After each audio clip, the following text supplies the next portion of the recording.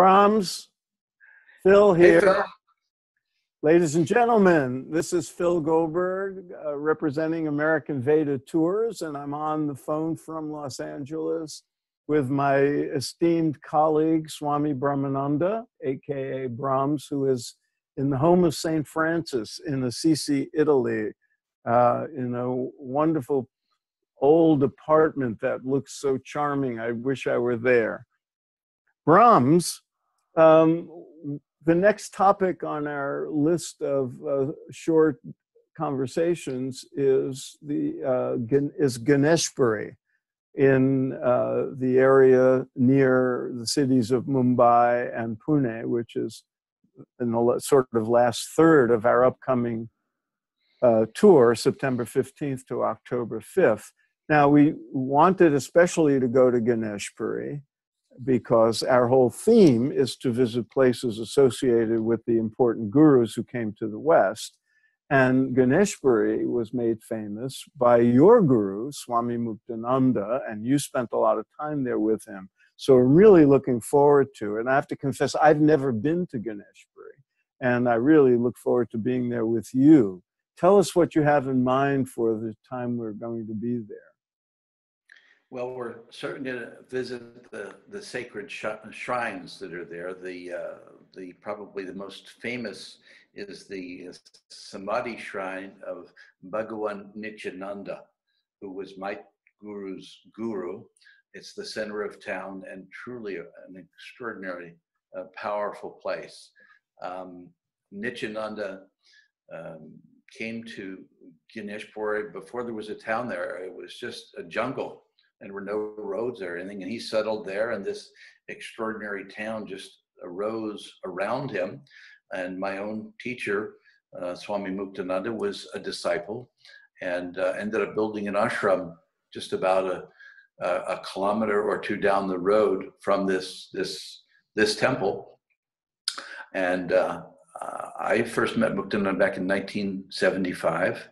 And spent 8 years living with him and in his ashrams.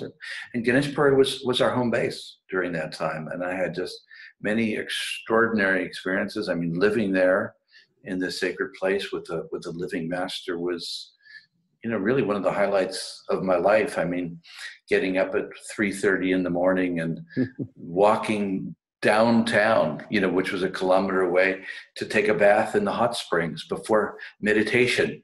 And then after having bathed, they usually only give us a bucket of water a day for all our personal usage, which was everything, drinking, bathing. Wow. And so to go into town, take a hot bath before meditation.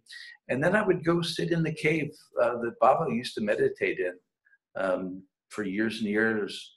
His house was right above it. And so my practice would begin every morning sitting, in the cave that was sanctified by my teacher.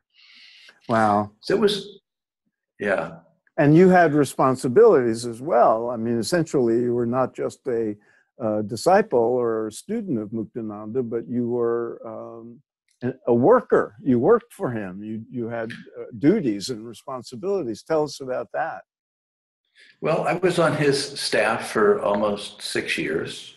I was in the programming department. I wasn't in charge of it with him, but I worked with Swami Gopalananda, and we did all the evening programs and all the Siddha Yoga courses and the yoga courses, and the different teacher trainings were all conducted. So I worked with that, and it was in 1980 that Baba decided that I should be a Swami, and so I took the vows of sannyas and became a Swami.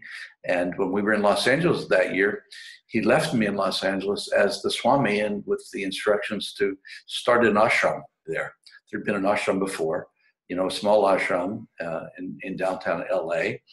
And we found a site in Santa Monica where we opened up an ashram, and I was the spiritual director of that until Baba's passing in 1982. And then spent another year directing the ashram.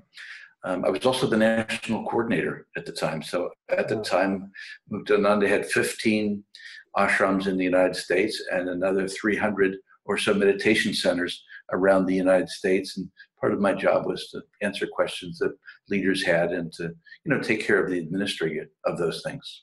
I've been reflecting on this for reasons we don't have to go into lately, but both of us as young men were involved with gurus who had a big public profile, and we had certain responsibilities.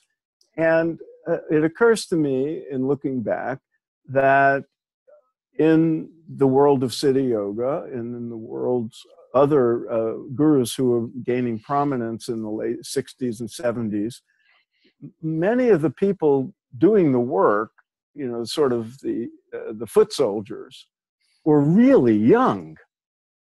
And we were given responsibilities way out of proportion to our worldly experience or know-how or training. Was it that way with around Muktananda? And absolutely, we were all kids. Yeah. I mean, I was coordinating programs and things like that when I was in my 20s, and was appointed the head of the ashram and the national coordinator at the age of 30, without having a clue or training. I wasn't really trained to be an administrator or anything like that, but there was a kind of a magic that took place in the place. There was really the palpable sense of grace that if my teacher, and I'm sure you had the same experience, if your teacher said, do this, that the grace would be available, the resources would be available, and things would just unfold magically. I mean, when I look back at what we did during that time, it boggles the imagination. Yeah, I know exactly what you mean. Yeah, fascinating, isn't it? But a great really training ground, when you think of it, for the rest of our lives. Well, it broke down a lot of barriers. I mean, you'd be given a task, and you say, there's no way I can possibly do this, and yet I've been assigned to do this, and surrendering to the will of your guru, and then just watching everything fall into place, almost without your effort, was just extraordinary to watch.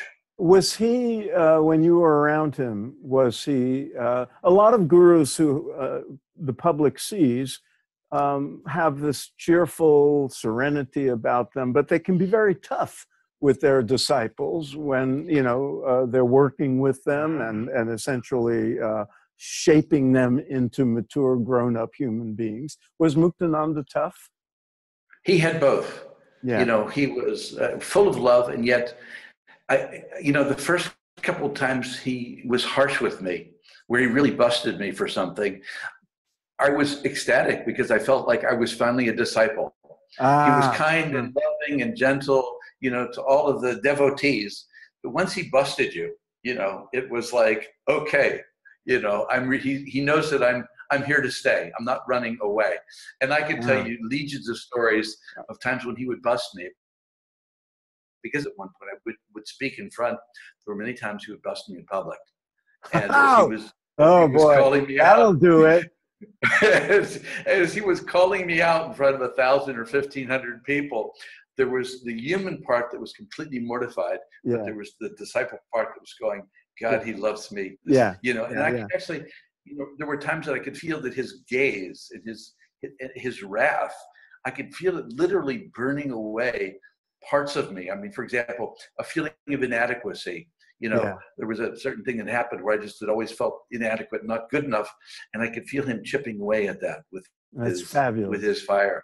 Yeah. That's great. Well, we're really looking forward to hearing your stories about your time with Muktananda. We just got a little taste of it just now, and I can bring into the picture similar stories because just in researching the life of Yogananda for my new book, you find that in his life as well, both his as a disciple to his guru, and then him as a guru to other disciples. That sort of tough love is characteristic of the guru-disciple relationship. So we'll look forward to hearing more of your stories and being, walking in the footsteps of Muktananda and his master, Nityananda. It'll be great. See you next time, Brahms. Okay, Phil. See you next time.